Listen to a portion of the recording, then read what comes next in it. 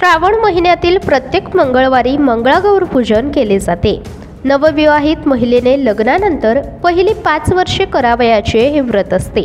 पतिपत्नीमधील अत्यंतिक प्रेम व निष्ठेचा आदर्श म्हणून शिव पार्वती या दाम्पत्याकडे पाहिले जाते।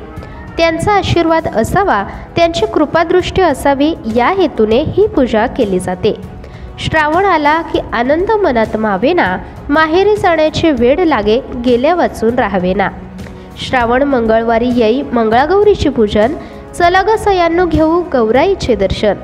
नऊवारी साड्या घालून, बांगड्या डझनभर भरून, भरपूर दागिने घालून गौराईचे पूजन करू। उखाणे घेऊ, खोड्या काढू, पंचपक्वानाने नैवेद्य गौरीला वाढू। फेर धरुनी मैत्रिणी संगे जिम्मा फुगडी खेळू। 16 प्रकारची पत्री वाहून जागरण गौरीसाठी करू, जागरण गौरीसाठी करू।